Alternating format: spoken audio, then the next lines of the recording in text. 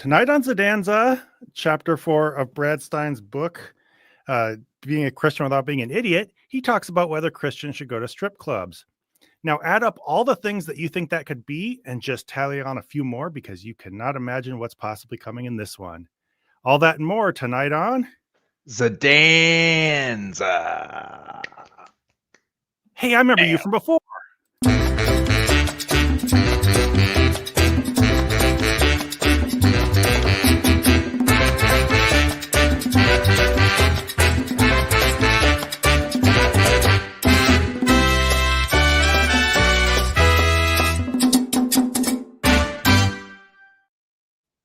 All right. What Welcome is back, up? Dan. What is happening? I'm here. I'm back. It's a me, objectively Dan. Yo. Back from Japan. Great time. Amazing time. Wish I was there, honestly. But you know what? I said to my wife, I said, we got to go back because I got to talk about Brad Stine. There's nothing I'd rather do than go back to Thursday night and talk about Brad Stine's shitty book from 20 years ago with my good buddy, Mr. Zod. So here we are. I'm back, baby. What's up? It was a long few weeks, you know. I put up with a few extra guests. I talked shit behind your back, and I'm going to talk shit behind their back. They Yeah. were just all okay, but not the same as you. No, they were all cool. It was a fun few shows. It's fun to mix it up, but then also a lot of fun to have you back. So, objectively, Dan, back from Japan. That's right. My God, Japan's awesome, guys. I bought so many things, like way too many things. I need you to understand. We bought a separate suitcase so that we could get all the souvenirs we wanted back. That's how much shit we were buying. I got this cool Tangela plush. Look at that. He's so cute. From the Pokemon Center. They have several Pokemon centers. We went to like 5 of them. Here's another one. I got a Delibird. That one's pretty good. At first, I was just gonna get 3 Pikmin, but then my wife was like, why don't you get all the Pikmin? So I got the purple, I got the white one, I got this rock one, I got all of them, and also a couple other keychains. She's giving me this little jewelry thing so I can put all my keychains on it. So yeah, I got a lot of stuff from Japan. It was great. Really Nice. awesome. Well, I'm glad you had fun. Yeah. Oh, and I already ruined this bit, but I told Zod I got a copy of the Japanese Bible. Which I don't know if you guys know, it's a little bit different from the English Bible. It looks different too. It looks like this, and it's a lot more colorful. But anyway, just thought I'd show that off. So yeah, Japan, great, wonderful, highly recommend it. So glad I went. That was like a number 1 bucket list thing for me, and we did it. So can't wait Hey, to go back. one thing that happened while you're gone is Dr. Ben started watching the show here again today. Yeah. That's good. That's good. And one of the people we were shit talking is here. Kip Davis said it was fun. So, yeah, it was. I'm sure I did not have nearly as much fun as you did when you were in Japan, and I was jealous of you the whole time. Listen, you like it's so funny because I said, "Hey, I'm back," and you're like, "What did you say?" You said, I'm sorry for you." I think you were like the second in out of like 4 people to tell me that. So yeah, so that's another thing too. I was trying to enjoy, my honeymoon with my wonderful, gorgeous wife, and it was going really great. Like week 1 was really fine, and then the tariff shit was starting to happen, and like it was everywhere. I saw it on the fucking Japanese subway, okay, because some of them they have like little news things, and I'm seeing like Elon Musk and Donald Trump's face. I'm like, oh my God, I don't want to think about these people. I just want to enjoy my life. And then I see it. Oh, they're gonna have tariffs 24% on Japan. And I looked at Lauren. I was like, well, Lauren, we got to buy more things because it's gonna be more expensive if we try to buy it later. And then like they kind of do some reversals. I don't know. It's crazy, ridiculous. Everything's stupid. Yeah, it is. But Yes, Dr. Ben, we know that you don't hate us. You know, Why? So, Dr. Ben, please tell us, why did it take you so long to subscribe? That's what I want to know. Okay.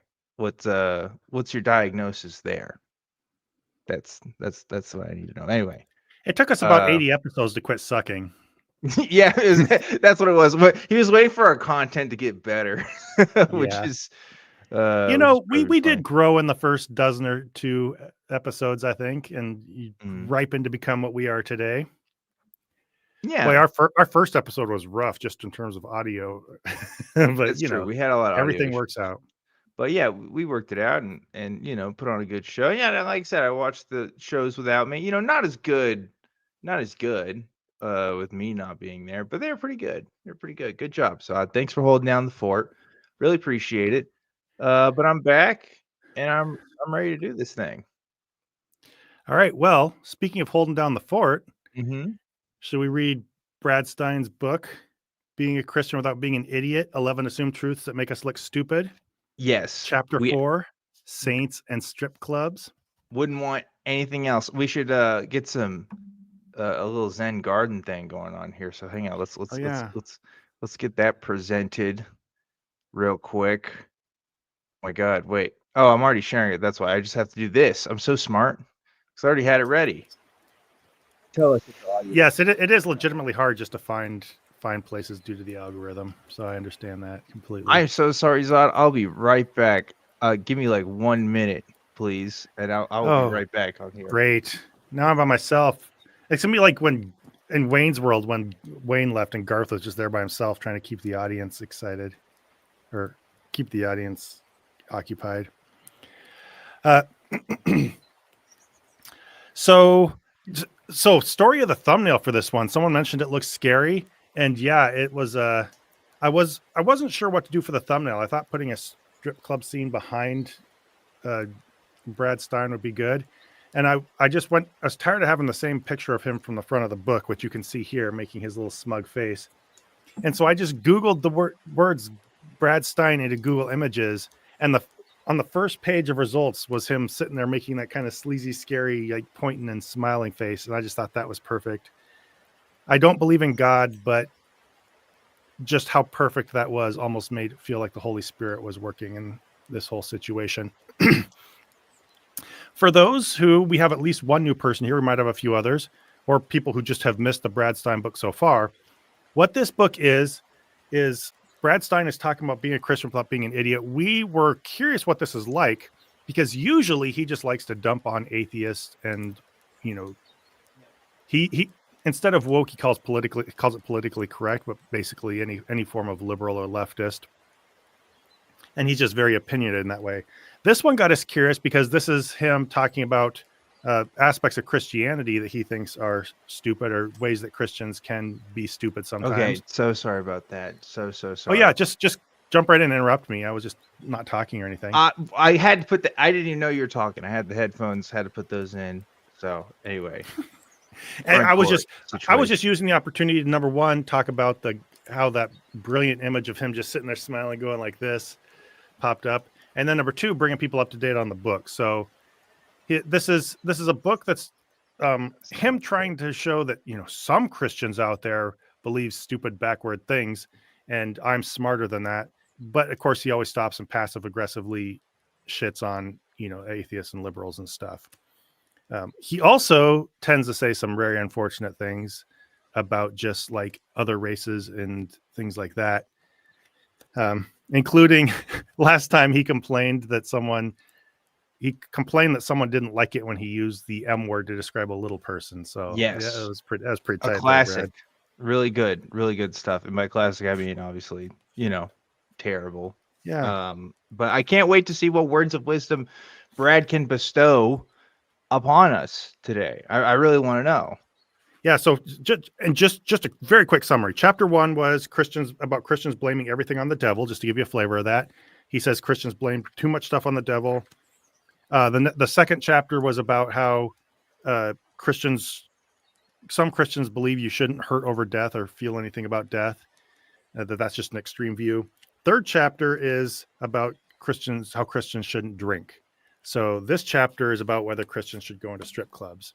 Which is so funny because, like, who was asking? Who was asking? Was there anybody that was legitimately confused? It was like, I don't know if I should be doing this, right? Yeah. Like, I thought that one was kind of set in stone. You know what I mean? That you shouldn't go to a strip club? Yeah. I mean, wasn't that kind of common knowledge if you're a Well, Christian? I feel like that's, kind of done. yeah. You'll see. Okay. He has an angle.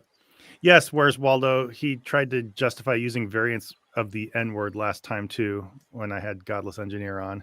So that's pretty cool. Yeah. Brad's a really cool guy. Yeah. I've only grown to respect him more as I've become more familiar with his work, I'd say. So this chapter just dives right into the spirit of what we've been talking about in terms of him being an enlightened progressive person. So here we go. Assumed truth number 4. There are some places too sinful for Christians to enter. Mm. What would you think if I told you I had a call to the mission field? Most followers would consider that a great sacrifice. We have all heard stories of people called to Africa or some foreboding place, and we wonder if we would have the courage and faith to go to such a place at the behest of the Father. So I don't know, something about lumping Africa in with a foreboding place. It's not wanting to go to such a place, quote unquote. Yeah. A little offish. Did he read the book Heart of Darkness and was like, oh, the evil is about black people? Like, was he one of those guys? Because that's what it felt like right there. Yeah, he does the not to be racist but thing so much that he just doesn't need to say not to be racist but anymore. He just says the thing. True. We envision an extremely backward culture compared to our standards. No. Hot and God, we're on like sentence 3. Jesus Christ. Yeah, he didn't make it explicit enough yet, so here we go. Good to be back. Good to be back, ladies and gentlemen. My goodness. So glad I'm not in Japan for this. Did you enjoy time in the extremely backward culture of Japan? Yeah. Yeah. So backward the way that let me tell you this about Japan, because I went by some Shinto shrines and stuff, and that was really cool. It was like, wow, this is what a country looks like when like Christianity does not have a foothold like whatsoever. Yeah. This is the possibility, but anyway, yeah, no, it was rad. It was really cool. And yeah, they definitely needed God. So I'll tell you that if there's anything the Japanese people were lacking, it was God for sure. This reminds me very much of that God Please Don't Send Me to Africa song. Have you ever heard that? Yes. Oh my God, yes. That's the thing I learned post exiting Christianity, but yes, that is a crazy thing. Oh man.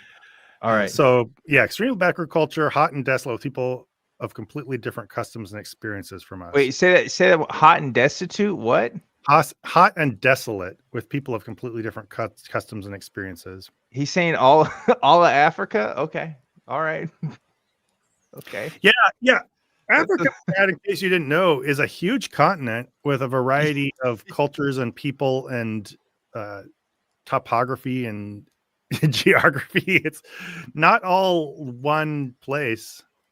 Yeah, he really is just saying Africa, just kind of lumping it all together, huh? As a people group and place. Okay. All right, Brad. That's like thinking that North America is just like, I don't know. It's worse. It's like objectively worse. Yeah. Yeah. Oh my God. We think about having to eat things they consider delicacies, which we would only eat on a bet. So their food's also fucking gross too. Wow. Yeah. Jesus. What other ethnocentric claims can we make in this paragraph? Jesus. Oh, well, Christ. buckle up. Oh no. Many of these natives would be naked, except for strange adornments puncturing their skin. What the fuck, Brad? Jesus, man. He's going to Calm do a down. switcheroo, which remember what this chapter is about. Yeah. If I told you this was the world I was going to place myself in, how many of you would say I shouldn't go? Not because they don't need Jesus, but because they're naked and it could cause me to stumble. What the fuck? Well, unless you're suffering from some brain disorder, it wouldn't even cross your mind. These are human creations Christ died for. Their lack of clothing isn't even in the question. Yeah, they're human creations that Christ died for who are like extremely backward, live in foreboding places and eat shitty food. But Does he Christ think? died for them. Yeah, and all okay. This does he think most of Africa is naked? Like, is that really his mindset here? Like, what is his image? Like, did he see like some woman's titties out on National Geographic and was like, damn, they really are, they're all like this whole continent's like this. I don't Yeah. know, that's crazy. He's in the Wow. middle. He's in the middle of like a big city in South Africa, and he's like, "Where's the naked people with What? spears and tattoos and those big Oh, things in their lips and you're stuff?" you're so right. Oh no, this is really bad. Holy shit, we're on page 1, Zod. Yeah, God damn. he does he does a little switcheroo, but that I don't think that really forgives where he's going to start with this. Oh no. Now let me Okay. ask the same question with a slightly different spin. Different spin there. What if I Okay. told you I was called to a mission field of people who are from a completely different culture than me? Their worldview is completely unlike mine. They perform strange dances while naked in order to incite our mortal passions. They take drugs and special liquid concoctions that induce strange thoughts and hallucinations and lower their moral inhibitions. It's a culture desperately needing Jesus. Should I go? Yeah, Anybody, so anybody know where he's headed here yet? yeah, it was obvious from the very beginning where Yeah. to compare. So the strip club is kind of like Africa. is is the metaphor that we're going with here, huh? Not even Strips, just strip clubs are so crazy and immoral, they act like Africans. well, it's just like, Africans in there. oh my god. I don't know. I don't know who to I don't know whose behalf I should be offended by more, Africans or people who go to strip clubs. Like, what a dichotomy! Incredible! Wow, Yeah. I would have never thought. That is I wow. mean, he was supposed to be, transparently talking about strip clubs the whole time to make a comparison, but leave it to Brad to do that in just the most offensive way possible. Like, I'm sorry, no matter what your point was, no matter what you're switching to, no African is going to listen to that and feel okay about it. I'm sorry. It's so offensive, it's like nonsensical. Like it's not even coherent. Like it's really funny. Like this man just like watched a Looney Tunes cartoon of Africa one time and like didn't learn anything else ever again. It's amazing. Wow. Whereas People really Waldo live sums it like up pretty well. Strip clubs need white that's saviors too. that is so true. Oh my god, that's what's so funny too, because like there's so many Christians that go to strip clubs anyway. Like I don't know what he's thinking. Like, oh, there's nobody there that believes in God. I bet you a lot of strippers believe in God, man. I don't think that's the problem. You know? Uh, That's strip clubs need white saviors thing. You don't even know yet. You'll see. You'll see. oh my god, I'm so scared right now. This is the most terrified I've been, and I've been very terrified listening to chapters. But we're starting off really fucking strong. I don't know if I can Yeah. take it, but You I'm would here for it. probably wonder why I would even ask. They sound like they need the gospel desperately. The difference is this. He's pretending that there's anybody out there who doesn't know where he's going with this yet. Yeah. I'm not talking about a South American jungle. So let's drag another whole big area of the world into this. Yeah, we fuck the Amazonians too, I guess. All the Amazon tribe people, you know. Wow. Take all of Africa, all of the Amazon, and strip clubs, and just stick them in one big They bag. just they're the same, right?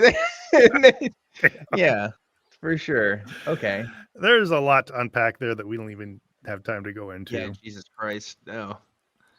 I'm talking about a strip club in Hollywood, California. Now is where our tradition immediately kicks in. Most Christians' first response, if they're honest, is no, that wouldn't be right. They would try to formulate compromises to achieve your call without sacrificing your integrity. So now you see where he's saying you should go into a strip club, right? You're not supposed to be there to enjoy it. You're there to. So is his argument that we should send missionaries to strip clubs? Because that's kind of a funny plot for a movie. Like, I would kind of be down to watch that. You know, some Oh, Mormon gets assigned to the Hollywood strip club or something. we That's kind of we will get the book version of that movie here in this chapter. oh my god. Okay, well now it's not going to be funny.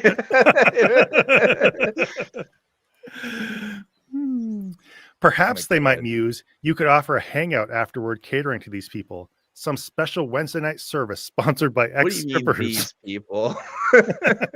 Oh no. Catering. Oh Jesus. Yeah, a service sponsored by ex-strippers that has the energy of Pastor Jude from God's Not Dead. Right, yeah. The former Oh no. he took one of these African people and put clothes on and taught him to eat real food. Don't say African people. No. Oh no. Oh god damn, Brad. Holy shit. David Man, said this sounds like he's writing a book to hand to his wife when he gets caught in another strip club. that's true. I was evangelizing, babe. Come on. I was doing this for the Lord.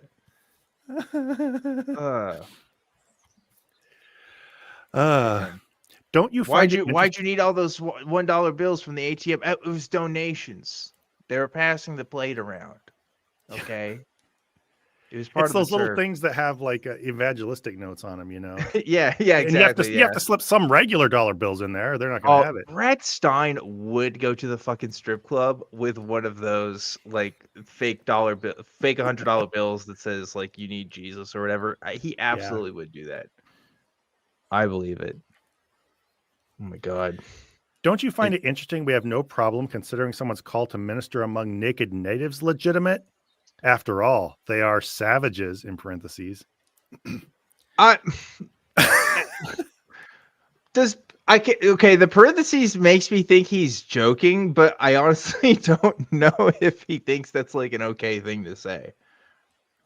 Yeah, I would say I'm pretty much 100% certain he's being sarcastic there. He's speaking sarcastically about the people, but still, it's not don't I don't think I would say that. Well, maybe I'd say it sarcastically, but still, that's such a loaded thing to say. But then, especially when the previous 2 pages sounded the way they did, maybe don't say that at all, Brad. Yeah, he's also talking about a fucking continent. Like, yeah, they have colleges and universities, Brad. They've got civil societies. Brad, name 5 African countries for me, please. Can you name 5? Because I don't even think you could do that. I don't know. Yeah, really silly. Africa, Africa, South America, Egypt, yeah, Malaysia, India. Sonic Shroom gave Australia $2. And we'll take it. Thank you. They said he should go to North Sentinel Island. Well, no, we need to leave those people alone. Did you hear that there's another person that went to the North Sentinel Island recently?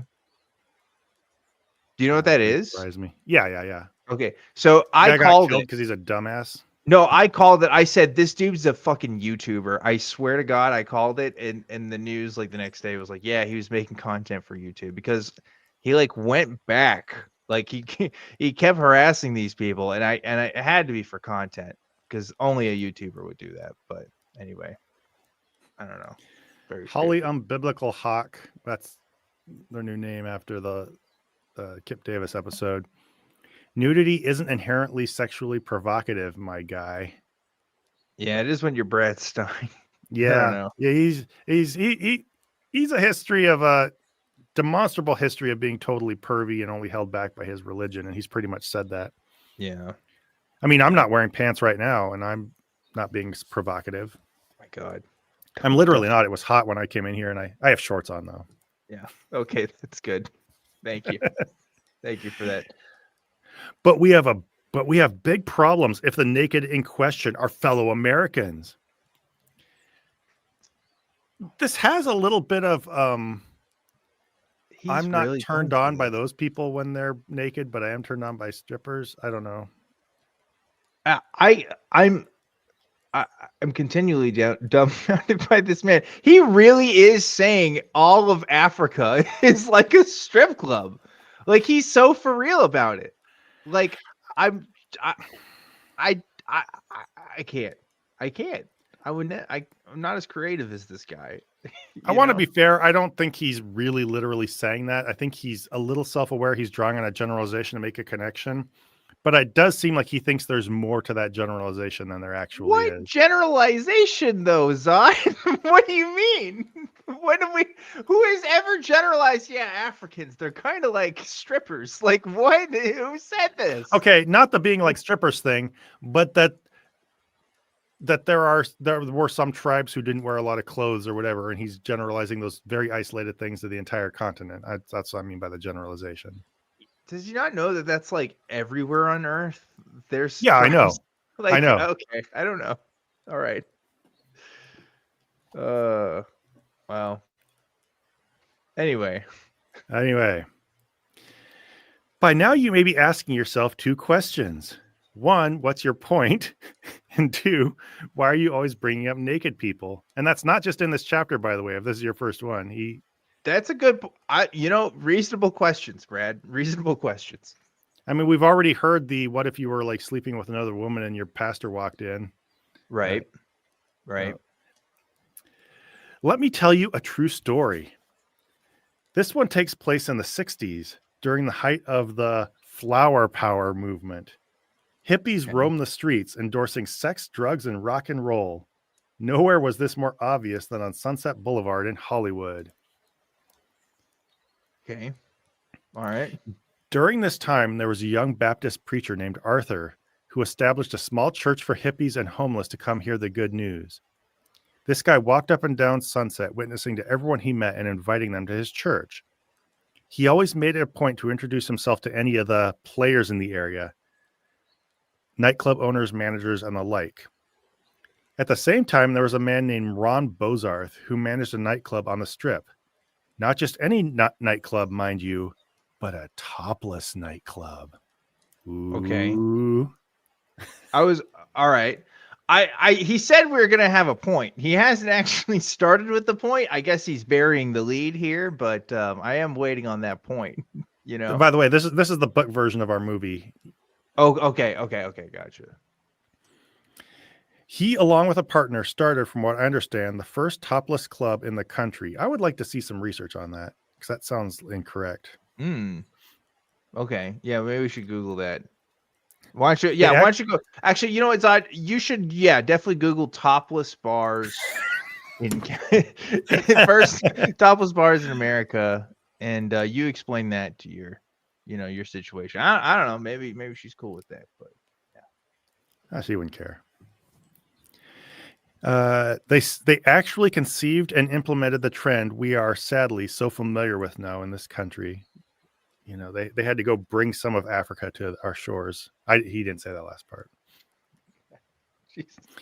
Arthur made it a point to you can't. You have to clarify. You have to tell me because Yeah. I would 100% believe that he wrote that. it took me a session or two to realize that I can't say off the wall sarcastic things because this is like Poe's law dialed up to 11. Yeah. Oh my god, so funny. Arthur made it a point to introduce himself to Ron, all the while mentioning he heard Ron was now the man to know around here, in quotes. It sounds like a chick tract. Hey, I heard you're the man to know around here. Yeah. Arthur also made a very strange statement to Ron only minutes after the first introduction. He said he believed God called Ron to preach. So Okay. Arthur walks into a strip club and thinks that he feels that God called the strip club owner to preach. Okay. So this man was obviously high on something, right? Like this is normal behavior at all. So something is happening. Now this is Brad talking now. Now I figure I'm fairly spiritual, but I must admit, if I met the owner/manager of the first strip club in the U.S., I don't know that his call to be a pastor would have come to mind. So, I don't know. That sounds a little bit like an after the fact thing, because I mean, by the end of the story, the guy's going to be an actual pastor. Right. But Is there any citations on this story, by the way? Is there any like actual? I looked into it. There are if you Google, basically you'll just find other testimonials telling the same traditional story about this. Okay. So he's just repurposing one of those testimonies that goes around churches, these traveling. This is folklore, people have their oral routines. oral folklore. That's Yeah. what it is. I heard they have a lot of oral folklore in Africa. You have to be careful. Oh my God. I'm being sarcastic about Brad, by the way. Yeah, Don't clip that. Jesus Christ. I need to be a lot more clear when I'm making a reference to something Brad would say and not just Yeah. Okay. Yeah. All right. But I think there's a real thing here where Christians don't think enough all the time about the qualifications of a pastor or something. Some do. There are some places that have really strict guidelines and everything. But a lot of the churches I grew up with, it's just you shouldn't look for qualifications or abilities or anything like that. It's just that someone seems called by God. And so I think you take somebody who seems you just have a gut level feeling. This guy seems a little, he's kind of charismatic and a big personality. I think God's calling it. I don't know. We didn't need to go far down that road, but yeah, that struck me when I was reading this. That is an interesting thought. But that's just a little precursor to the boldness Arthur was imbued with. Arthur then made an even more unusual request. He asked Ron if he could go into the club and talk to his girls to let them know if they ever needed a place to go or someone to talk to, he'd be there. Okay. All right. A little weird. Yeah. Ron, aided by his alcohol and speed addiction, which has long been heralded for its ability to help us make rational decisions, for some reason thought that would be a good idea. He also thought it would be funny to lock this preacher in the room with a half dozen naked women. Okay. So he didn't. Okay, so he didn't just lock one dude in there. He locked a bunch of women in a room. Is what I'm hearing. Okay. Yeah, all right. yeah. Not as cool when you tell it that way. But yeah. All right. So he did. After a while, one of the waitresses went up to Ron to let him know there was a problem. None of the girls were dancing. Ron immediately raced back to the dressing room. Kind of an inappropriate name for a room in a strip club, huh? Oh my fucking God. Why hasn't anybody killed this man yet? Why? What? So he needs to be stopped. This is a crime at this point. Not that we think that you should do that. Not that we think that we should. Notice I'm wearing a Mario hat, not a Luigi hat. Yeah. It's because the Luigi hats were too small. So anyway, Ron immediately raced back into the dressing room to find the women on their knees, phrasing, looking at the scriptures Arthur was sharing. Ron blew up, to say the least, demanding the girls get their butts and every other part of their visible torso out onto the stage to dance. Where is the story going? I'm so all right. What? He's telling me he needs to dance. Ron, the pastor guy? No, Ron's the owner of the strip club. Arthur's the pastor. Okay. So Arthur went in the room with the women. Yeah. Ron thought it'd be funny to lock him in because, like all club owners, he's high on, speed and alcohol. Yeah. But then Ron found out that all the strippers went from stripping to praying as soon as the pastor talked to them. And they quit dancing and just sat around praying and listening to the Bible. Okay. All right. Legit story, I'm sure. Yeah. Super legit. Arthur then asked if it would be okay if he went and talked to the bartenders a little bit. Sure, Ron said, just wanting to get him out of the way. Minutes later, the waitress again came to Ron complaining that none of the drinks were getting out. You know where this is going? Yeah, because all the bartenders were praying. Oh, wow. Again, he saw Jesus. Arthur over there. He saw Arthur over there with his Bible wide open, talking to the bartenders who stood there enraptured by this wacky hippie man of God. This I, is this is just a chick tract, isn't it?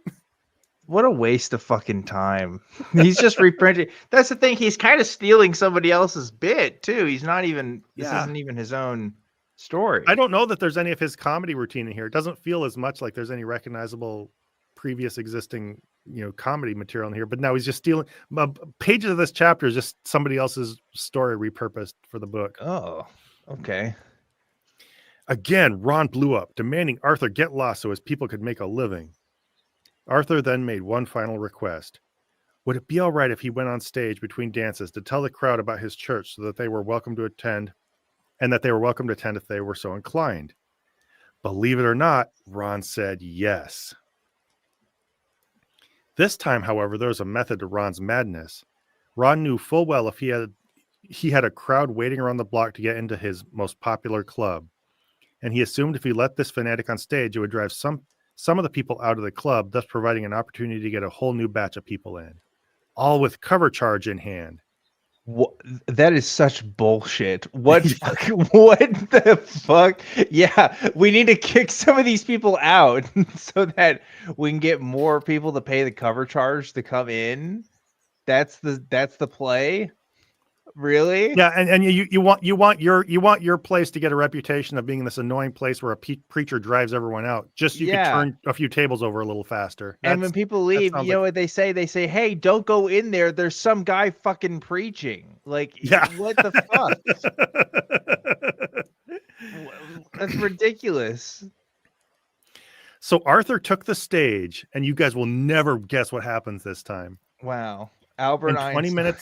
20 minutes.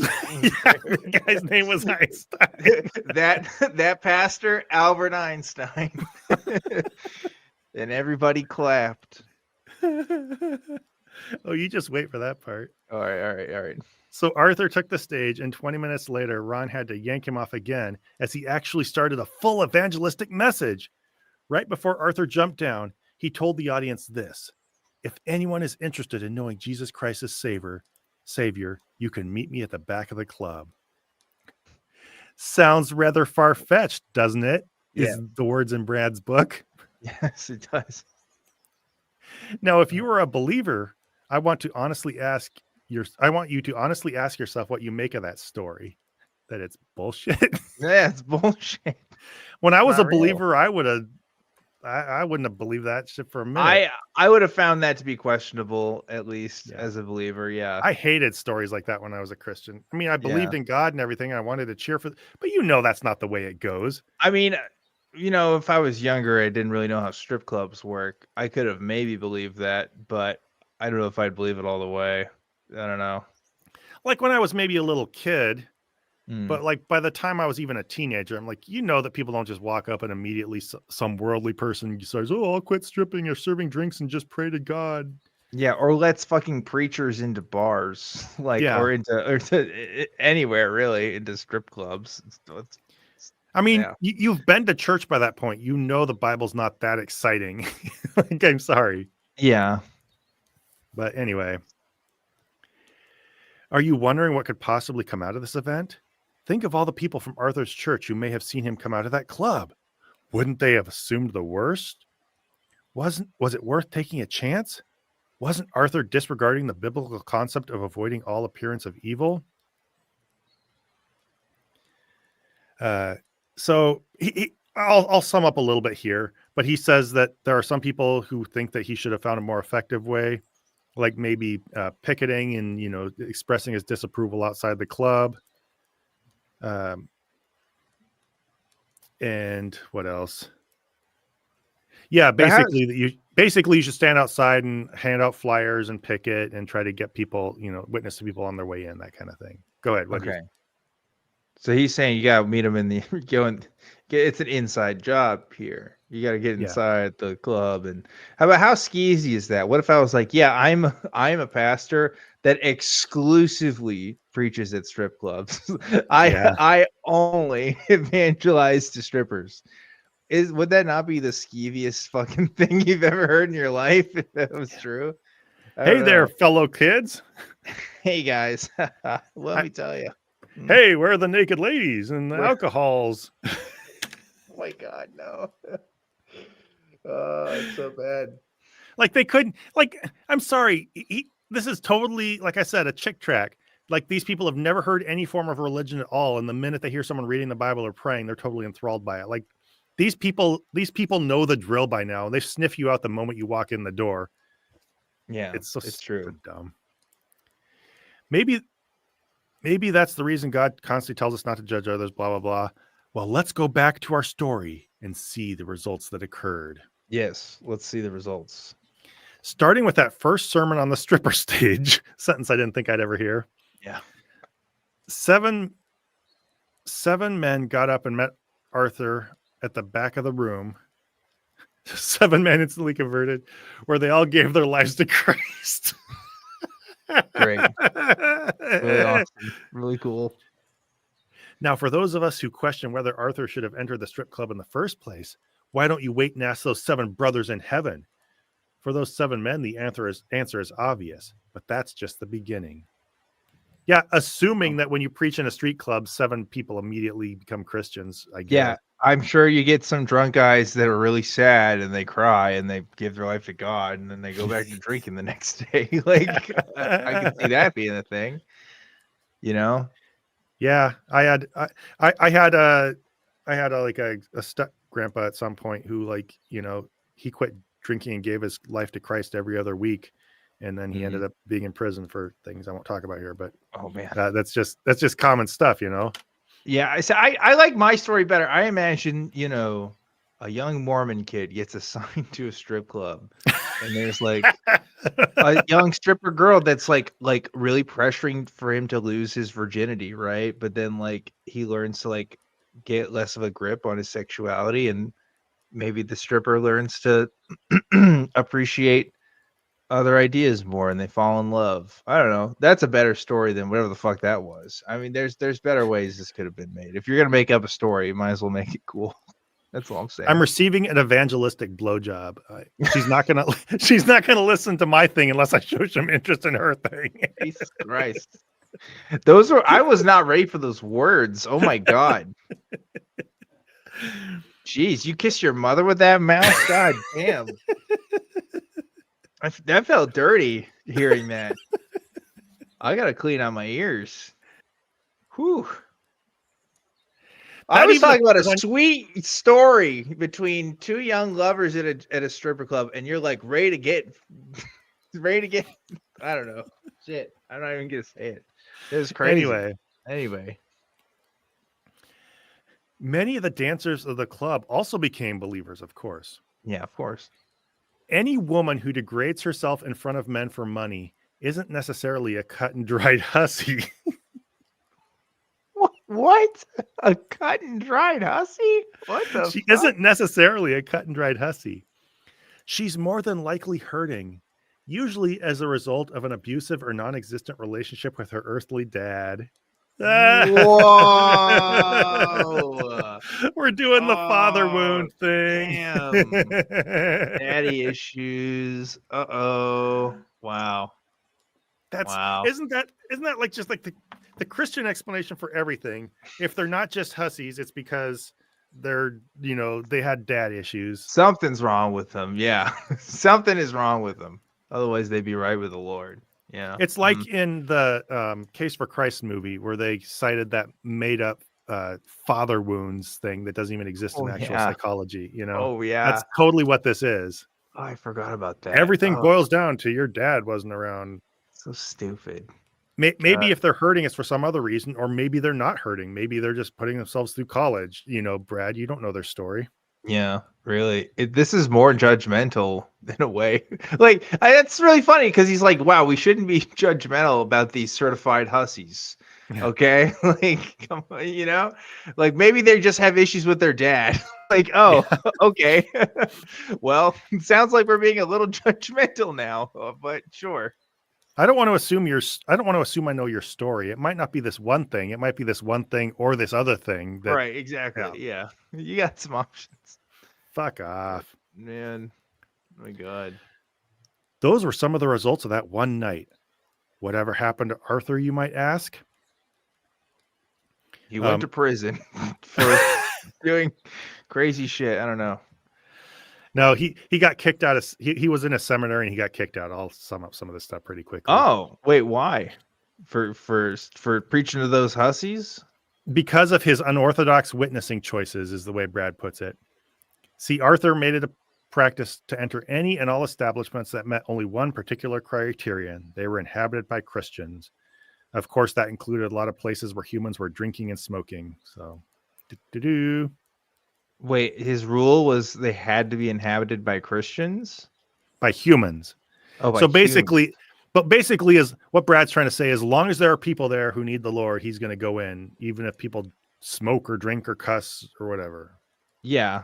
I mean, that just makes sense, I guess. Yeah. But again, if you're a preacher guy and exclusively you're like, yeah, I only go to strip clubs, that is kind of sus. I don't know. Something tells me there's more to that story as to why he got kicked out. Maybe I'm just Fletcher said, because of his unorthodox witnessing and his bad grades. Yeah. And oh, it turns out he I don't know, had an intimate relationship with some of the strippers or something. I don't know. That would be my guess. But Yeah, I'm no cold case detective. I don't know. I could just figure there's this something out. about being in a room full of strippers by yourself that is at least unseemly. And Yeah, you gotta be yeah, you're right. It's tasteless in a way. Yeah. Especially if you're an authority figure, that's not it's not a like good look. It's like how I would never be in the room with a student with the door closed, amped up to like way up here. And let's Okay. All right. I guess you could say that. I don't know. It's kind of like being in Africa, Zod, No, I mean in terms of like keep maintaining appearances or avoiding the appearance of doing something wrong. You know what I mean? Like, oh yeah. Okay. Yes. you just want to be on the up and up, and he was extremely not on the up and up in that situation. Yes. Okay. That makes more sense. I was just being silly, going back to the fucking Africa.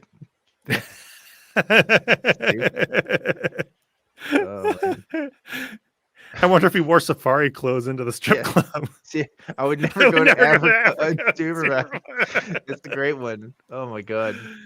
You should never be in Africa with the door closed. This is so stupid. Oh my God. This is the dumbest chapter by far. Holy shit. It's really funny though. God, this is a banger. This is a really good one. So I went into the strip club and I witnessed to the strippers and they all quit stripping and came to Jesus. And then I witnessed to the bartenders and they all quit serving drinks and came to Jesus. And then I witnessed to the crowd and they all left and came to Jesus. Come on, dude, seriously. It's not even that interesting of a story. Like, it could be amazing if you actually, told it good, but it's really boring the way he tells it too. I don't know. Well, it's also just fucking stupid. That's never how anything ever works. Right. Maybe if you individually characterize these people, like maybe if you told a little bit about them so we know anything, but no, they're just like objects to be used for evangelism. It's really sad, stupid, not real, obviously, but yeah. Even setting aside Christianity, that's not how anybody ever changes their mind. Like, right. If you sat here and told me a story about how you walked into a church and said, "Hey, God doesn't exist because blah blah blah, problem of evil," and everyone all of a sudden dropped to their knees and thought, "Oh, why do I believe in God? It's so dumb," and they all became atheists. You'd know you're full of shit because that's just not how anything ever happens. It's just a dumb story, no matter who you're telling it about. You're right. That is such a good comparison. Oh my God. Yeah, that would be really dumb. Yeah. So anyway, wouldn't any he gets sarcastic about wouldn't any self-respecting church or Christian think that just wait for sinners to show up at the church and just sit there and wait and pray and wait for the sinners to come in. So he does a little miniature comedy routine about that. Great. But the It's Lord very funny, I'm sure. Yeah. Yeah. But the Lord had a plan for Arthur, and interestingly enough, he didn't see the need to ask the rest of us for approval. Anytime God finds somebody, blah blah blah, he has a plan. And usually God's got special plans for these lunatics, is what he said. Great. Cool. Arthur was no different. One night while Arthur was praying, God told him, I know I've never heard God's voice either. Then again, I've never witnessed in a strip club. Okay, whatever. All right. To pull the large cross off his wall and carry it as he walked on foot across the country. Oh, wow. Never heard that before. It's really cool. And of course, Arthur being Arthur said yes. Arthur being Arthur said yes. All right. Has anyone checked on Arthur? Is he good? Is he still Christmas out there today? And he's still out there today carrying that cross across the country. Sometimes when you hear a dragging sound across the pavement, that's Arthur. When you hear a dragging sound at 3 a.m, it's Arthur. Legend has it, if you're a stripper walking alone at night, you might get evangelized by Arthur the evangelist. Steve Weber, did he make himself a literal crown of thorns too? Oh no. Yeah, kind of, Tiona. That's not a healthy response to the audio hallucinations guy. Yeah. Oops. He now strips on a cross instead of a pole. You guys are cooking in there. Good job. Something tells me something was a little off with Arthur. I don't know. Yeah. I'm just spitballing. It's not great. And of course, Arthur being Arthur said yes. On Christmas Day, 1969, nice, Arthur picked up his cross, literally attached a wheel to it, and began to walk east. I feel like that's cheating. Nobody gave Jesus a wheel.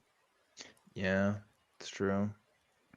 Now, these many years later, if you look at a copy of Guinness World Records 2015, you will find a picture of Arthur Blessed, a man who has the longest documented walk by a human being of all time. He has literally been in every nation on earth with his cross preaching the gospel. Wow. Wait, you said 2015?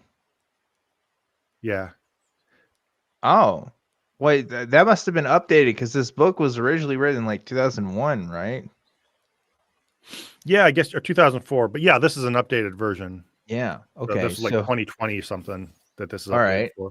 Did he have the record before and now he's just got a new record? I wonder why that was in there. I don't know. Really important stuff. But yeah, this feels like. Did you ever watch Paul Harvey's The Rest of the Story? And now you know the rest of the story. I have not seen that. Really? Sorry. He would just tell the story about some guy, and then he at the end he reverses it and says, "And this was actually." It's basically and that student was Albert Einstein. Oh, okay. He tells the story of a famous person, but doesn't tell you who it is at first. Oh, okay, gotcha. No, I didn't know that, but that's a very weird thing to get a Guinness Book of World Record for. Like, has anybody been convinced of like, oh well, yeah, Jesus is God because I saw this guy carry a cross with a wheel? Like, I just don't get the evangelism. Like, what's happening there? You know. Also, Guinness Book of World Records is bullshit anyway. It's not even an official record-keeping organization. It's a novelty book where they sell things. Right. You know, you pay money and they go check their thing or whatever. It's literally an advertising company. But yeah, that was probably one of my biggest, like, oh shit, I'm an adult moments is learning that the Guinness Book of World Records is like not real. I think I lost a bit of my childhood innocence that day. Guinness Book of World Records is one of the many smart things for dumb people. You know what I mean? Like, yeah, true. David says, we know the success rate of dragging a cross through the country. It's incredibly inefficient. Why then did he quit his incredibly successful strip club visits to instead waste his time with a cross? Because God told him, I guess. Yeah, that's true. That's true. God works in mysterious ways. Yeah. But basically what this smells like is the guy came up with a novelty thing to become like a famous Christian figure, right? Like, yeah. I mean, again, it could be a fucking cool story. You could be like a cool pastor that drinks and smokes and hangs out with strippers, but instead you just become the guy that drags across the country. That's like the worst ending possible, you know? Yeah. Yeah, I think this just became his gig, carrying a cross around, and I don't know how much of this backstory is real versus manufactured or whatever else, but this is the total typical guest preacher concoction or whatever. You know what I mean? Yeah, There's always some definitely. guest preacher who has this story or that story about how, I don't know. It's just silly. And so the one citation we have in this book is from the Guinness Book of World Records, which is just really great. I love that. Erica says, Dan, it feels like you told me Santa isn't real. Yeah. Basically what happens is you suggest a category to Guinness Book of World Records, and they see if they have an opening, and they'll just be like, sure, we'll give you that. And you pay them money, and they'll put it in your book. That's why there's so many ridiculously obscure ones. It's because nobody was actually competing. You just kind of do a thing for a bit, and they'll be like, okay, we'll give you the record. So yeah, and that's why so many of them are niche. If they were actually an official record keeping things, if they were keeping records of all these dumb little things, it would never end. Their book would be infinite. But yeah, it's because a company or an organization hires them to come verify that they did something, and so that becomes one of the records because yeah. they paid them to come. Or if you beat somebody else too, like that's the thing. They don't keep attempts of every single time it happens. Yeah. But yeah, very silly and sad. So finally, what about Ron, the club owner who began the strip club trend in America? I saw him, this is Brad Stine speaking, I saw him every Sunday for 5 years at Christ Fellowship, the church I attended in Lake Forest, California. He wasn't a parishioner. He was my pastor. So there's... Anyway. Oh, wait. This story was about Brad Stine's pastor? A pastor where Brad Stine attended for 5 years. Oh, that explains a lot about Brad, I think. Wow. I would be interested to look that up. This guy? Where's Lake Forest, California? I looked up the guy. Yeah. Should we share your screen? Should we do some internet sleuthing? There's not much of interest about him. Is there a cold case here that we can crack? This is, speaking of cold case, I think this is somewhat in the area of where our favorite cold case detective lives or has lived. I think, it's between Torrance, where his police department was, and Mission Viejo, where he lives, and I think maybe lived, and I think maybe lives. So I'm curious if he actually attended that church. Not enough to look into it, but... Well, all right. We got mystery solved, I guess, by apathy. Yeah. That's what it seems like. All right. Man. I mean, anything I look up is probably, who knows how true it is anyway, because it's all manufactured backstory. Yeah. Yeah. The only reason I found what I did about Wallace is because he made up a backstory that, coincided with the public record, which right. was a little bit of a mistake. There's no public record about, who you knew at a church or what. There's no way to verify that somebody did or didn't go into a strip club and how many people prayed. Like, you can't check on that. Yeah. Yeah, it's true. It would be scant at best. Yeah. So then when I first heard this story in the form of a testimony, I realized my own story is similar, though not nearly as courageous. And so from here on, Brad goes into talking about his comedy career in a very whiny way about how Christians react to it and stuff. That's going to be most of the rest of this chapter. So he talks about going into a strip club, and then he tells a story of one person, and then in classic Brad fashion, he makes the rest of the chapter about himself. Yes. Much like this pastor had a ministry of going to strip clubs, I have a ministry of doing something that seems unseemly. Guess what it is, guys? It's doing stand-up comedy. Whoa, yeah. Crazy how that works. Wow. And just like this pastor guy, you sucked at it too, and you did something else. Like podcasting, I guess now, or whatever the fuck you do these days. Any believer who finds himself drawn to the arts usually discovers he's in a never-ending dilemma of battling with secular mentality that doesn't necessarily want what he's selling, and a religious mentality that doesn't want him selling it there. As a professional comedian for 30 years, I found I had to work twice as hard to establish my career calling. Oh my God. Oh, wow. So he's Saint. just, he, They should call you Saint Brad. Saint Brad Stine. Wow. and on top of it all, I'm basically a little person. No. God. Like, Oh, he said that too. God. yeah, he It's like did. That was in the last chapter. he literally said that. It's Basically, not he even insinuated that the M word was his word because he's like 5'6" or something. Oh, and also, if you weren't here for last chapter, he had to work extra hard, just like, maybe black people just have to work a little extra hard. And they Oh, remember yes. that? Yes. Oh my God. Oh my God. Yes. Good old Brad. I But would love to fly Brad Stine to Africa just for a week. He can pick where. He won't know the difference. Just to, give him like some real life experience there. I don't know. Some sort of karmic yeah, justice. I have a feeling he wouldn't learn a lesson. Yeah, probably.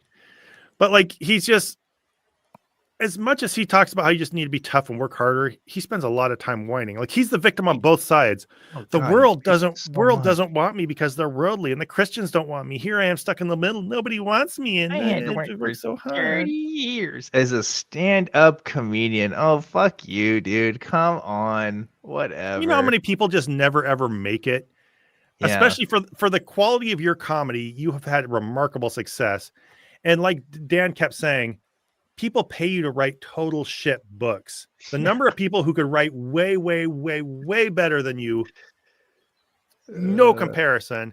And you have these constant gigs. Like, you are one of the luckiest person in the world. You failed upward into just obscene success, and here you are whining about how you had to work harder than anybody else. yeah. Yeah. I mean, like, you could have worked hard for all this and you just did garbage work, I guess. That's also a possibility. I don't know. But he had one other impediment holding him back. But yeah. Not What was that? only was I like everybody else who was trying to learn my craft on stage in front of a sometimes hostile, usually drunk crowd, but as a believer, I did my show 100% curse free.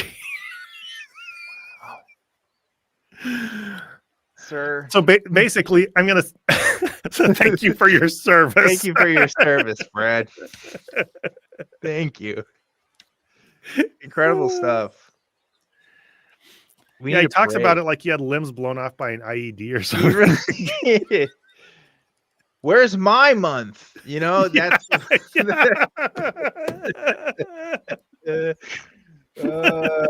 There's no month for Christian comedians who don't use the curse words. there's no Christian comedian month. Huh?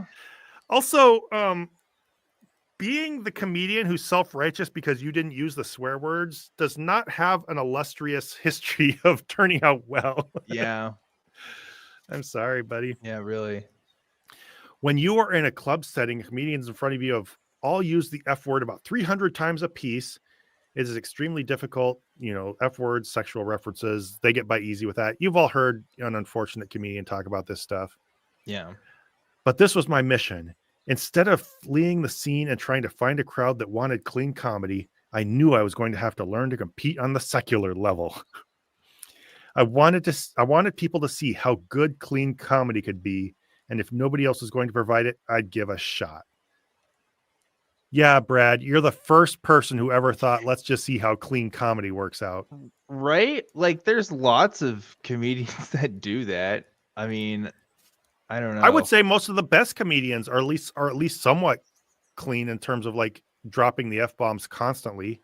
Yeah. Like if you have to resort to like sex jokes or like crass language for your humor, you probably aren't that funny anyway, right? It's like Drew Harrison said, Red Skelton didn't use swear words, but he also wasn't a dick. yeah.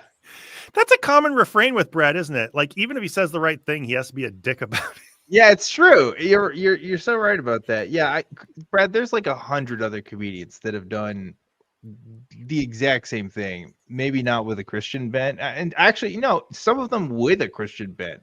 They're still funnier, I think. But there's a long line of comedians who not only did clean comedy, but were as performative as Brad was about it, and like bragged about being a clean the whole routine. Like Yeah. he's not even new with that. Yeah. I've heard more instances of Brad bragging about himself than I have actual moments of comedy. Besides with the unintentional comedy that comes with reading this book, of course. But one thing about this is he acts like he's transforming comedy because he's so clever coming up with stuff that's not all dirty and sweary and stuff like Right. that. But think of how much of his routine is just equally crassly shitting on people. Mm, Like he's digging to the bottom and appealing to the lowest common denominator for his crowd in a way that's equally lazy, I think. He right. goes in front of a crowd of Christians talking about atheists, this. Right. People these days have it so easy that it's just Right. as this, like, it's the Yeah. same thing. It's just you're speaking it in a different language that appeals to a specific crowd. I don't know. Yeah. And nobody is safe. Little people, strippers, Africans, just like, everybody's a target in Brad's comedy, which kind of begs the question: what makes your comedy that clean in a way? If you're yeah. just gonna put people down, like I He don't doesn't know. use the swears, but he's like offensive in so many other ways. Yeah. God, what a silly fucking. Is that the end of the chapter, or is there more? No. Okay. All right. Sounded so resigned. One let's see. You have to go where if you want to be great at comedy, you have to go where the best comedy is displayed. And I've got a flash for you that isn't in a church. One of the great things about comedy is it allows you latitude to say anything you want as long as it's funny or in context with your style.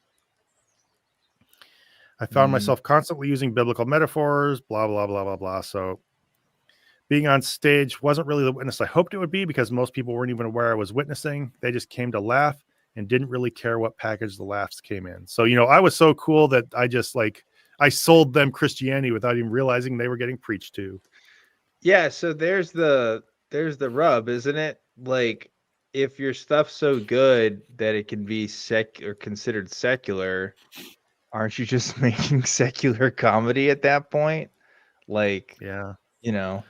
I don't know. Well, he talks about how he uses biblical metaphors and topics about everything from Adam and Eve to God as my co-pilot bumper stickers and stuff like that. So I think he's just saying he's inserting biblical stuff in it, but he's really clever. I don't know.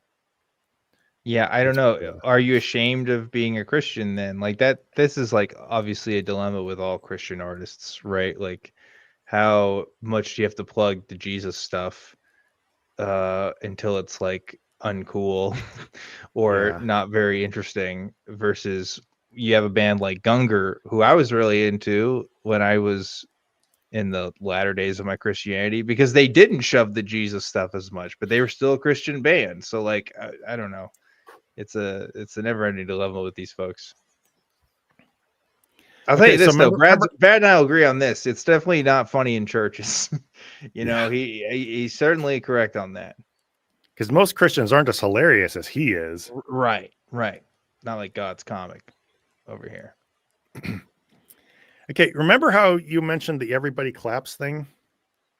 Yes. Okay, here we go. Oh, great.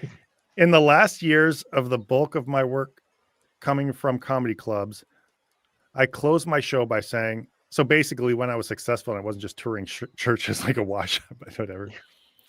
I closed my show by saying, well, I've been up here 45 minutes and didn't use one curse word.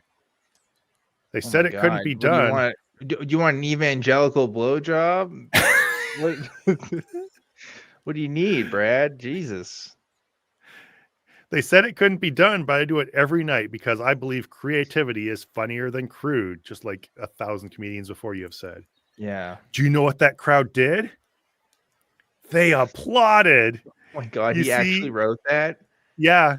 Are you serious? Yeah. Oh, it's so sad. You know what they did? They applauded! Wow. Exclamation point. Wow. Oh my God. And when I was 8, I made the soccer goal that won us the game. And everybody stood up and clapped. Like, good for you, bud. Good for you. That's great. Wow. Okay, but listen to what he says in explanation of that. You see, Sometimes the secular mind is looking for someone to set boundaries and standards they can respect. Hey, no, you just went to a crowd of 65-year-olds and who were like, "Oh yeah, he did No, it this was without back when he was cussing." working comedy clubs, you know. Oh yeah, whatever. Fuck Yeah. you. I don't believe that for a second, but sure. Yeah, everybody clapped. But we have to be able to do that with a standard of excellence they will appreciate. Oh yeah. If I hadn't been funny, nobody would have listened to me, let alone get me on their stage. You have to Buddy, earn the that right is to be not heard. true. Have you ever been to stand up before, Brad? They put fucking anybody up there, okay? Like, if anything, the stand up is notorious for how many bad people go up on stage because they need people every night. What are you talking about? It's crazy. Also, how flexible is Brad that he's able to blow himself this hard? Like, Yeah, Jesus Christ. Oh my like God. he's the hero in his own story. You can tell. The most humble Christian, I gotta say. Man. Oftentimes, fellow comedians were more aware of what I was doing than the audience. Everyone knows. I'm gonna blow through. Anyone knows that it's hard to do clean. It's hard to do clean than dirty comedy. Blah blah blah. And some comedians came to me after the show talking about how they were cleaning up their show now. It's almost as if they were convicted. Although I knew the truth is they respected my clean approach only because they understood how hard it is to write that way. Holy shit, Brad. God damn. Yeah, you're right. How is he this flexible, sucking himself off so hard right now? They need to be in But the also, Guinness Book of World Records for how hard he's sucking himself off. Jesus. I do, and I mean this sincerely. I believe that he bragged about how clean his comedy was, and everybody clapped. Yeah. Because whether or not this was at a church or a comedy venue, by this point in his career, he had an audience that knew who they were showing up to watch, and he was pandering to them with the kids these days thing and the liberals are so this thing, and so he knew that was a clear applause line. This wasn't something ironic or who would think that a crowd would like clean comedy. This a bunch of old people showed up to watch him preach about how dumb atheists were, and I'm sorry, hard to write this way. Fuck yourself, Brad. Like, Yeah. you're not writing clever, nuanced stuff. This is lowbrow at best, and you're pandering to your audience's worst instincts at worst. Like, Yeah. what he's doing is basically dirty comedy for Christians, except the dirtiness is just that you're degrading to other people, and it's all shortcuts to getting a laugh out of a certain audience.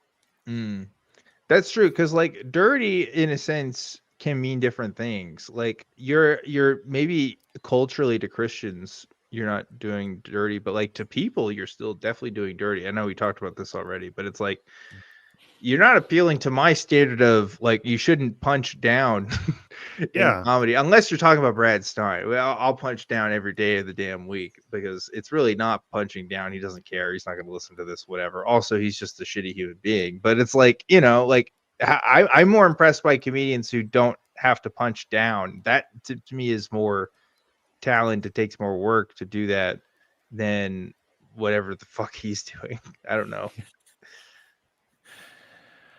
Yeah. God's comedian, folks. God's comedian, really ladies and gentlemen. Really good.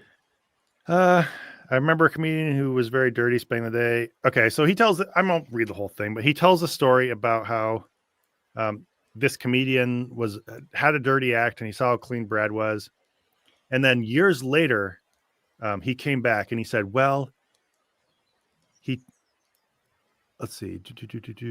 Oh, somebody else came and told him about this guy. He said, well, he told me to tell you he was sorry for being so hard on you the first time he met. He also wanted me to tell you that he's married now. He's a Christian and he only performs completely clean. Wow. That comedian's name, Albert Einstein.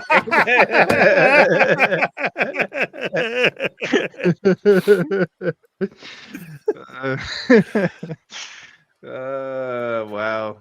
That clean comedian's name was Bill Cosby. Bill Cosby. And him performing clean comedy is the whole story. Yeah, that'd be awesome if it actually was Bill Cosby and he wrote that in like 2004. Oh man, that's awesome. Oh yeah, geez. what's the name of the comedian, Brad? Why don't you give him a shout out? Oh wait, I guess there's no name in there, huh? Wow. Yeah, so we're almost at the end. He makes some unfortunate analogies. The time has come for believers to understand. More? There's more unfortunate analogies, as if we didn't have Oh, enough. you're gonna hear a line here that you're not gonna be able to wash out of your head. Oh God. The time has come for believers to understand we all have a part in the body, and some of those parts are going to end up in places we for years haven't been allowed to venture into. Instead of honoring those parts, many have Wait, is tried he to talking lop about them the off. vagina? Wait, what is he talking about? Okay, sorry. As a matter of Sorry. fact, That's crude. you know, this is relating to the biblical thing about how some body parts you treat with special honor and some parts, you know, with stuff like that. Some parts you cover, blah, blah, blah. Yeah, I get the illusion he's making, but he's referencing it in a weird fucking way. Yeah. Like, Oh, okay. he's just warming up. Oh, Jesus. As a matter of fact, some parts we're even embarrassed to talk about. We have no problem exalting the eye for that, or for that matter, the heart. Heck, even the spleen isn't so bad. But please don't talk about the colon! Exclamation point.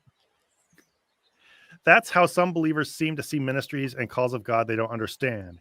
They're colons. You know, folks, we all have colons, and I don't know about you, but I'm rather fond of mine. Oh, I wish you hadn't said that, Zod. Oh, God. Oh, I really wish you hadn't said that. Oh, God. Please take me back to 15. Okay, time travelers, if you're watching me right now, please break the fucking time stream. Break the rules. Take me back to a minute ago where I didn't have to hear that. Please. Time travelers, I know you're watching. Please. No, come on. God damn it. No. No. You didn't want to hear that old, sweaty, at the same time crusty man No. talking about how fond he is of Stop using adjectives. Stop. No. Oh God. That's so bad. Ah. Okay. Brad Stine is the fucking king of unintentional comedy. I swear to God, he is channeling some next level shit. That is insane. That is awesome. How out of touch you can be with your own writing to not realize the implications. Incredible. If he wasn't such a douche and hadn't had a long history of saying all the like just terrible things he said, I would love to find out there was some kind of Andy Kaufman aspect. That would have been been awesome if that was on purpose. That would have been great, but no, sadly, I don't. Some of these isolated things, not the offensive stuff, you know. You're right. Yes. Yeah. Wow. Yeah, well, like the body, I think if there is any part of the body that I can relate as a metaphor to what Brad Stine is, he is definitely the colon. I would say he is the colon of people. Okay, so there's another line I want you to hear because I had to hear it. Stop. No. So he talks about how these ministries are like the, you know, the dirty parts of Christianity. You need this body part. So I guess going into a strip club or being a comedian is the colon of Christian ministries. Yeah. Okay. The word says we are many members, but one body, and no one can tell another part of the body they're not needed. Some Christians, now remember, he just mentioned the colon and how he's fond of his. Some Christians, because of their archaic beliefs, become unwitting agents to constipate the well-oiled machine God desires to see in action. I'm literally going to go throw up right now. Stop. What are you saying?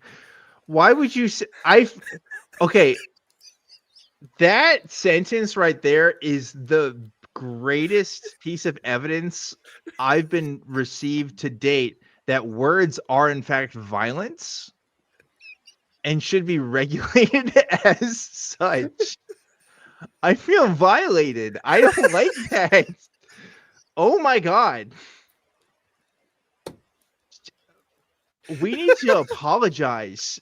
Chat, I am so sorry. You had to hear that. I'm here with you. Holy shit. Oh, Zah, we need to take the Patreon funds so we could fund therapy for everybody that had to just listen to that right now. Oh, we're gonna be broke.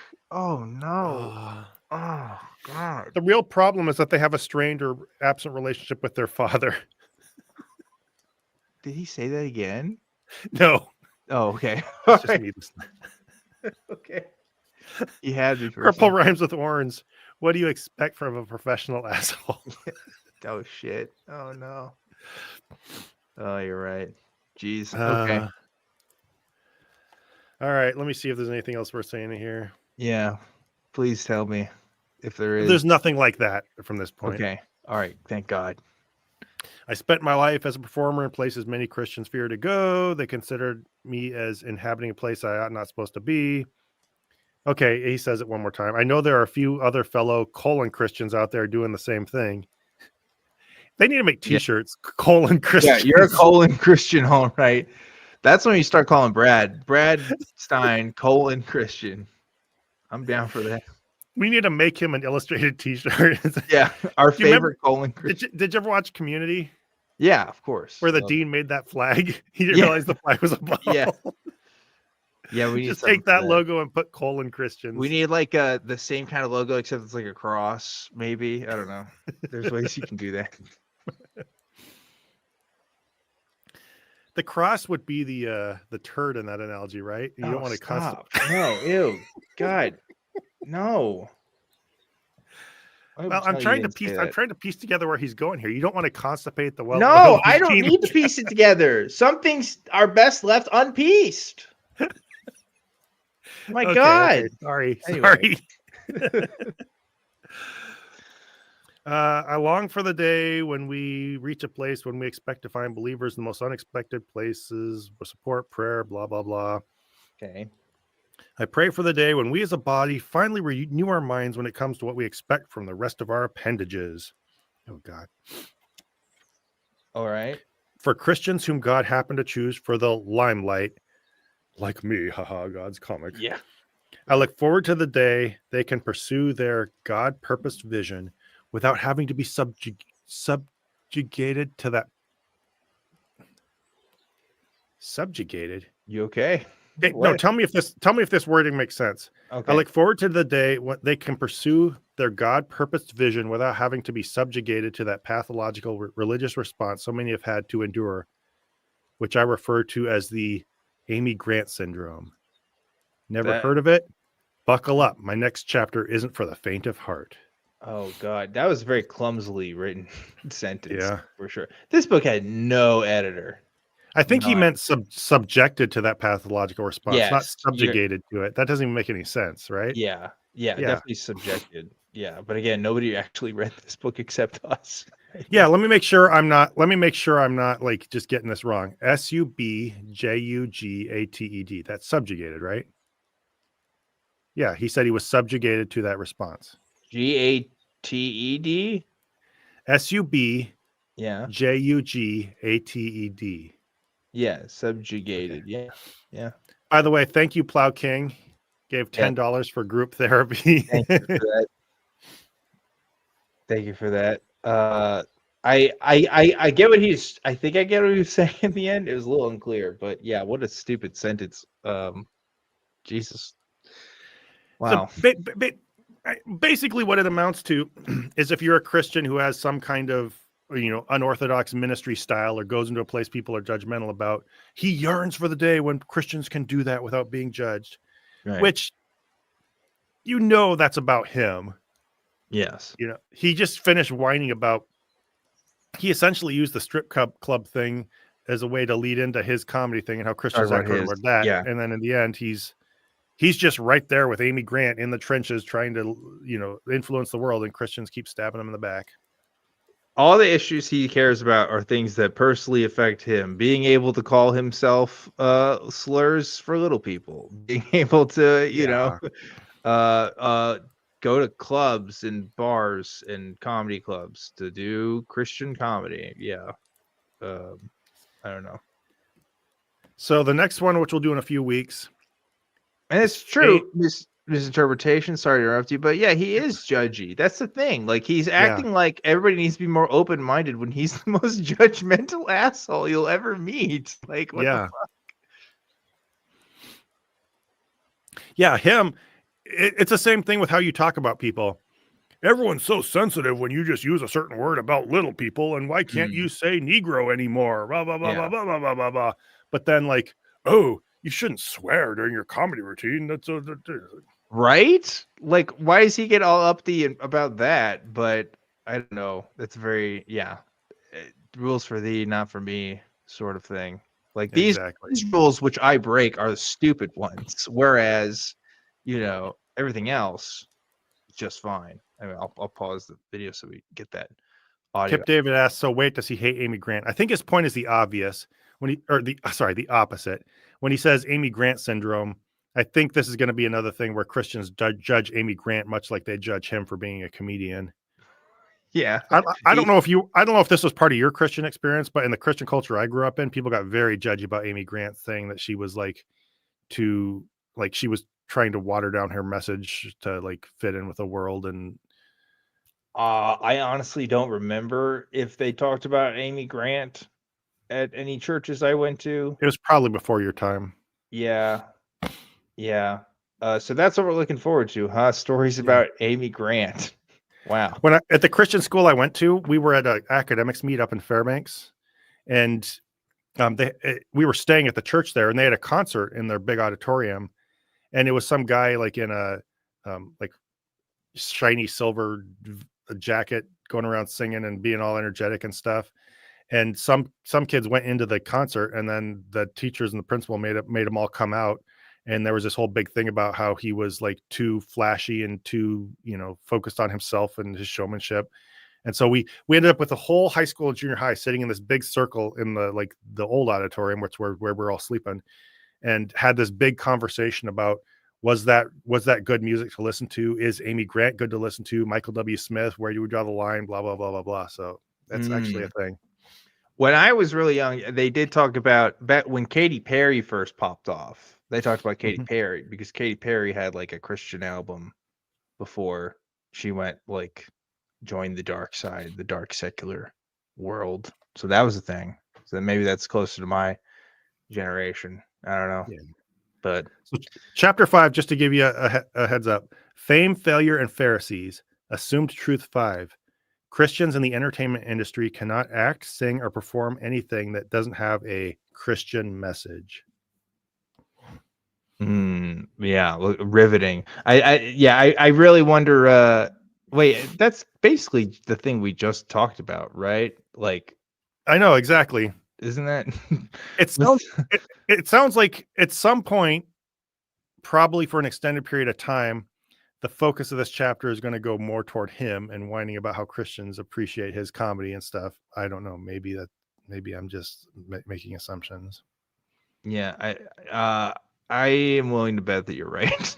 I am willing to bet real money that you are absolutely right. I don't doubt that. Yeah, but it's essentially the same thing. One's about whether you should go into a strip club. The other's how you perform as a Christian. So anyway.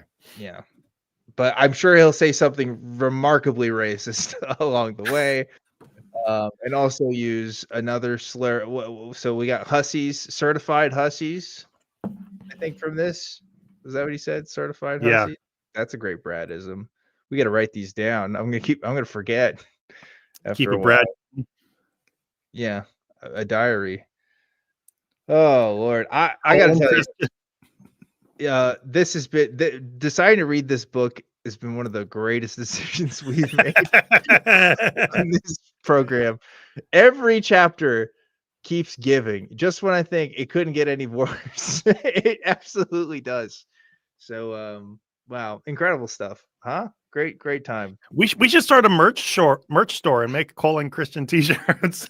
And Christian stuff. Oh my God, there's so much Brad Stine material you can do with, like, maybe a shirt that says "I'm a little person too" or something. I don't know. Oh, gosh.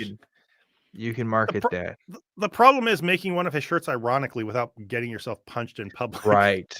Right. Oh, true fans know, though. True fans know the difference. I gotta say. Anyway, final thoughts before we wrap up. Oh man.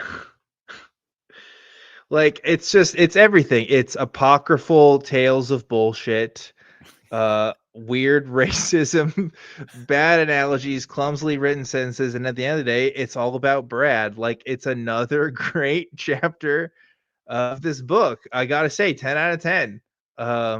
Really, really delivered on all of its promises, right? So I agree. This has just been a treasure so far. yeah, that one doesn't might be the best one so far. I don't know. That was Yeah. good. But yeah, I don't know. I like it when Brad is so unapologetically like not what am I looking for? Like not self-aware at all. This was like the least self-aware he's been, I think. throughout this whole time. So it makes it just hilarious. Like so funny, dude. He could have been an Andy Kaufman character and it would have been perfect, but he's not. And But you could have done without Brad talking about your colon being a well-oiled machine that Christians shouldn't constipate. no, the colon thing, that's just gross. God, he's so edgy too. He's like the worst kind of edginess. It's Christian edginess, which I Yeah. appreciate. I've learned. All right. Oh, Well, thanks everybody for joining us. Like, comment, subscribe. Welcome Right. back, Dan. It's been Thanks. fun. It's been real. yeah. Yeah. All right. Yeah. Have a good night, everybody. Why would I go back to Japan after this? Let me tell you, everything I need is right here. You can That's hear what a I've been filthy old missing. man talk about his colon. Yeah. Good night. Voy a cantar esta canción con mucho cariño de mi corazón a la República Dominicana, la casa del merengue y la casa de la bachata. Voy a cantar esta canción con mucho cariño de mi corazón a la República Dominicana, la casa del merengue y la casa de la bachata. La, la, la, la, la, la, la, la casa del merengue. La, la, la, la, la, la, la, y la casa de la bachata.